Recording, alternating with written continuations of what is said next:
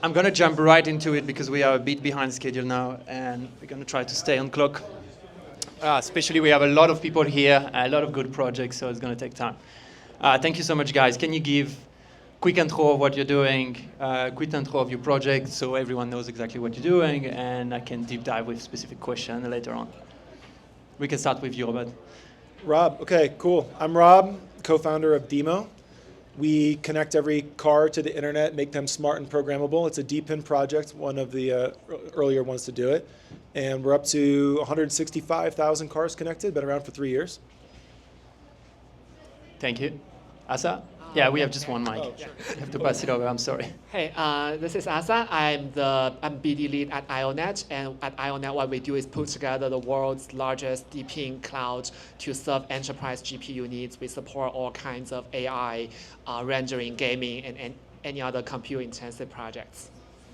Thanks. Hello, everyone. I'm Florian, Threefold. We're building an infrastructure layer for the internet. Compute, storage, and a bare metal operating system so that anyone can participate and any protocol can actually run on top. And we're operating from Tanzania that now has been hosting us, and I will be deploying our system there at scale for 60 million people. Nice. Hello everyone, my name is Bourjois from Nosana. So I don't know, are there people knowing Nosana here? That's the marketing check. Yeah, nice. That's good, that's good. So yeah, we are like a GPU marketplace on Solana. We support AI inference, also training. And our mainnet is available since 2 months. I'm here with David, and I'm leading the partnership and the BD aspect. Hey everyone, I'm Jason from Daylight. We're building a decentralized electric utility. We incentivize, finance, and orchestrate distributed energy resources across the grid to scale energy abundance. All right, thank you so much, guys. I'm going to start with a question for everyone. You're going to have to pick one, even if it's already said before. What is the most interesting emerging trend in DePIN for you at the moment? You cannot use the one that is already being used before, so you have a good spot. I believe that the next generation of DePINs will have much more interesting capital structures than the first generation. What I mean by that is that DePINs, for the most part, created this novel coordination mechanism where you launch tokens and use it to finance new infrastructure, which is a fantastic way to scale infrastructure rapidly. But it's like an infrastructure developer trying to finance an entire project out of their equity. We'll start to see projects evolve and start to move more DeFi native, more on-chain native, and explore additional capital structures on top of just pure token incentives. I think that's the most interesting emerging opportunity in DePIN today. Nice. My opinion is a little bit biased, but I would say like a GPU marketplace, obviously, right now. Just because now we see the numbers, we see that it's working. Obviously, there is a lot of improvement to be made, but people can generate like passive income. And we can support like one of the biggest narrative, like a changing point right now, which is AI, with AI inference, AI trainings, and all these type of things. So usually I used to say that one of the most interesting use case just overall in crypto are DeFi and stablecoins, because that's the thing that everybody can use, even though it's a little bit boring. But now I start seeing like with the GPU marketplace that there is an actual use case, and we can support like Web 2, Web 2.5 businesses as well. And so that's why for me I'm really bullish for that.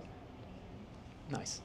Hello. I think one of the big trends we're seeing in our case is strong partnerships coming from Web 2 companies like telcos that are really like starting to see the importance of having this kind of partnership to be able to go at the edge and to accelerate the deployment where they don't necessarily have the capital and the capacity to bring these GPUs. So it connects as well with this idea of the marketplace and how fast we can bring the right infrastructure to the market. And so we've been focusing a lot on that.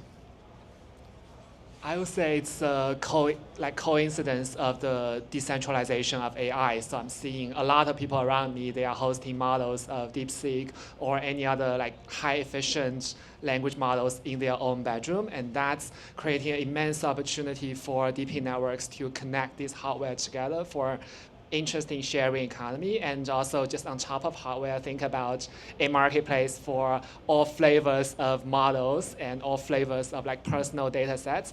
That would be very interesting to have more people join the decentralized network and decentralized economy to build AI together. Nice. So when you think about what DePIN is, you take like a physical object and you imbue it with identity, the ability to send data, receive data, maybe pay for things. It's really kind of like a superpowered Internet of Things. And you asked like, what's the thing that I think is most interesting in the space? You know, Jensen Huang got up at CES. He said that ChatGPT AI is cool, agentic AI is cooler, physical AI is even cooler. And for physical AI to operate in the world, to get real-world training data, to have agency among other objects and to coordinate, because not everything's going to be a humanoid robot walking around by itself. It'll be coordinating with cameras and sensors and thermostats and cars.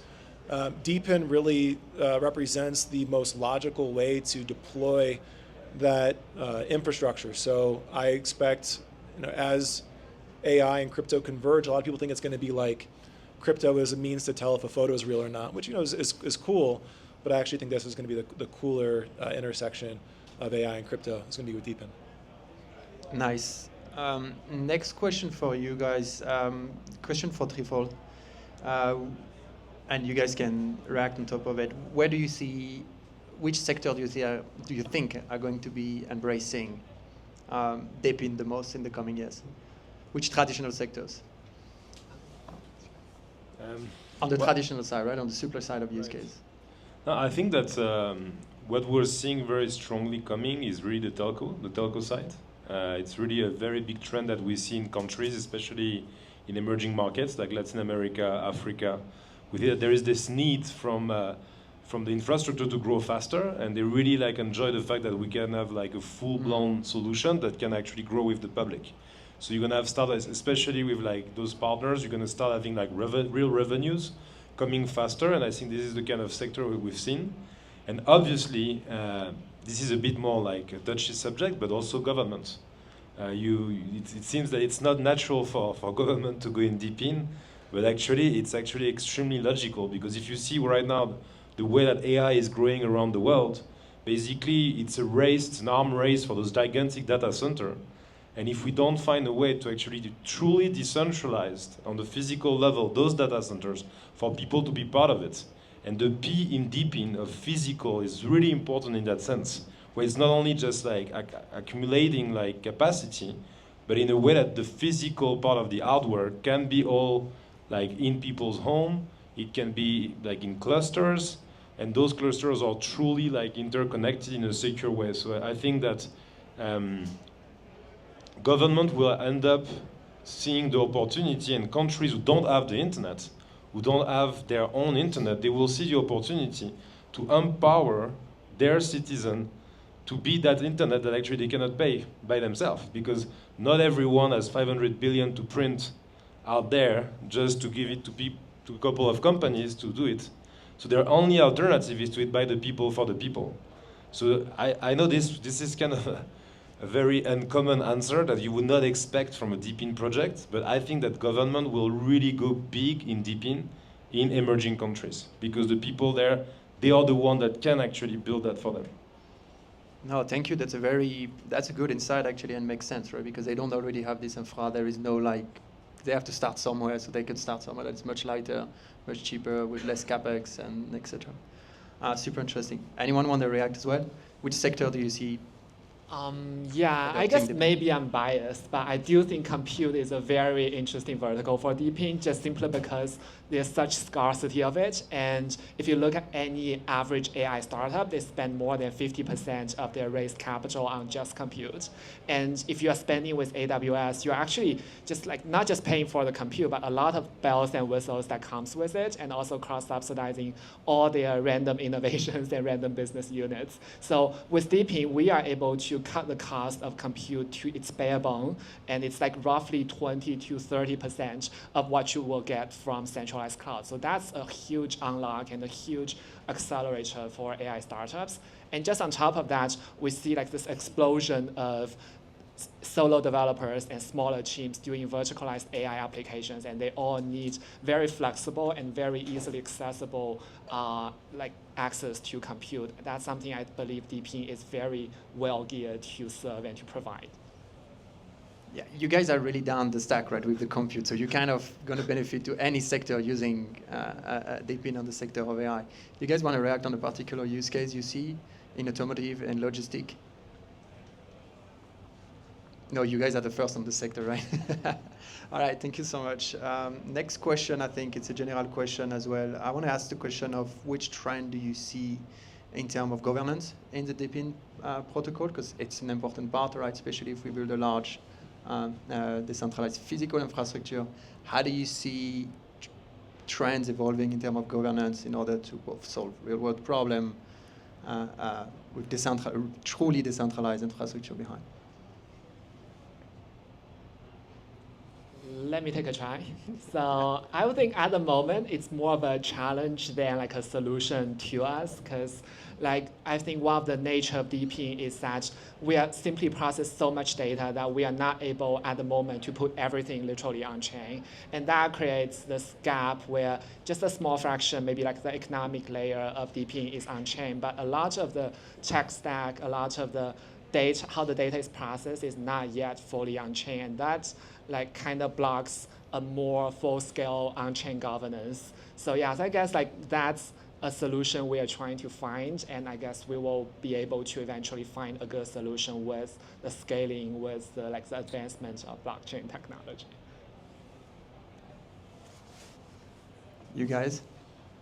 In terms of just like project governance, I think it'll simplify a little bit with a lot of projects maybe decentralized and made things a little bit too complicated too quickly because of fears of regulation, because they underestimated the cost of complexity. You saw Helium recently go from 3 tokens back down to 1, and just trying to simplify their model quite a bit. So you see a lot of, especially, I think historically, crypto projects had a much more protocolized ethos. I think a lot of the more recent DePIN projects maybe operate more like a SaaS business, where the company in the middle is kind of trusted and the token is really the only thing on chain. And so the governance is a lot simpler. That seems to be working for them in the short term. We're more protocol, so we do more governance on chain, but I see that trend as simplifying a little bit. Yeah, I kind of agree with that. For the simple reason as well, because we're still early, so the goal right now is like to make sure that the network grows properly. So if we prioritize decentralized governance and everything like that, you know, it might as well be, especially if it's too early, at the cost of the growth of the network. So maybe at first it's good to make sure that the early risks are mitigated, make sure that all the incentives are aligned, because they're like people that contribute to the network and people that need the network, and make sure that the people that contribute to the network are rewarded in a fair way, and the people that need the network for compute, for whatever, they can have access to all the resources at a fair cost. So it's all about balance, I would say, and we have to nuance it when we do it, because I know that sometimes we, especially in Web3, we like to be very extreme in something, you know. But I think that there is level to this game, and at the end of the day, it's a business. So you have to strategize before making any moves and making sure that you don't shoot yourself in the foot. Yeah, makes sense. And at Delight, how do you guys ensure transparency? Do you guys have a plan on that? Or? Well, we don't have a token yet, so we don't have tokenized governance. So that makes things pretty easy to run and ship when you can do everything centralized. But I think that actually is one thing that we will start to see in DePIN is teams be more thoughtful about TGE. Early DePINs, I think TGE probably too early before there was any form of sustainable demand or product market fit. Then you lead into all kinds of problems where you're trying to pivot the business model while subject to decentralized governance and to community forums rather than the traditional method of rapid iteration of the startup. What I think you'll see is projects follow the path that we've followed and others are following, which is you stay quote unquote private for longer. You ship, you find demand, you find product market fit, and then you launch a token when you have a real sustainable business model. Nice. Yeah, it makes a lot of sense. And I think that was also kind of a common ground on many previous panel that people started on the supply side and then slowly evolve. Okay, how do we build the incentive on top and make sure we're transparent? It's kind of the last step after the incentives and etc. Can you guys extend a bit on your experience and the trends you're seeing in the DePIN project coming on the market right now? Do you think that there is kind of a hype there, or how do you feel about that? Like, for how long have you been building there, and how do you see the competition coming? How many projects are launching, and how do you feel the market of DePINs now? Because we had the VC this morning, and they say it was a very hot space to invest in. It's definitely hot in VC land, less so maybe in retail land. But yeah. I think what we are seeing is that when I first started working on Daylight, DePIN did not exist as a term. We were pitching helium for energy, and most crypto investors thought that was really dumb and thought that the whole DePIN idea was really dumb. And so it's been really interesting to see the narrative actually take flight as businesses, and like Helium leading the way, and others have really started to hit product market fit, and kind of the investment world has woken up to, hey, there's something here. I think the path now is projects proving that there are business models that can generate more than $3 or $4 or $5 million of ARR. Mm-hmm. DeFi protocols generate hundreds of millions, makers doing like 350 million of annualized revenue, and we need to see DePINs get to that level in order for, in my opinion, like the big kind of liquid markets to get incredibly excited about them. So I think there's a lot of excitement privately. I think there's a lot of projects coming to market, and now the impetus is on us and the communities to go scale projects that generate real recurring revenues. Thanks, I like it. Yeah, 100%. And yeah, I think it's obviously it's a hot topic, and there is a lot of trend around this. So there is more competition right now. Like for instance, on the compute side, there are like so many projects that are like providing compute for AI, especially because now there is as well like a big hype with AI. But what's your name again? Jason. Jason, what he said is actually true. On the long-term game, it's a business game, and you want to make sure that you generate revenue, that you break even, and then only the stronger will be, let's say in our case, be able like to compete with AWS or Google and take a little bit of the market share, because if you incentivize people, for instance, to use your platform and so on, at the end of the day, it's not sustainable. For instance, so you want to make it, in a healthy way, and yeah, I don't believe in hype. So I think the hype can come, and it will go, and at the end of the day, like time tell, and it just reveal the truth. Yeah. Yeah, I think it's really about to join you on this point. I think it's really about building and building. That's true that there is hype. Like you see lots of projects go out, and it's all about token, and about the token becomes almost the product. And it should not be the case. Like it should be about like what is the product that you're building, what is the true service that you're giving, and how those services can actually combine to provide real value to society. Because in the end, that's the goal, is to create something that can really provide value to society.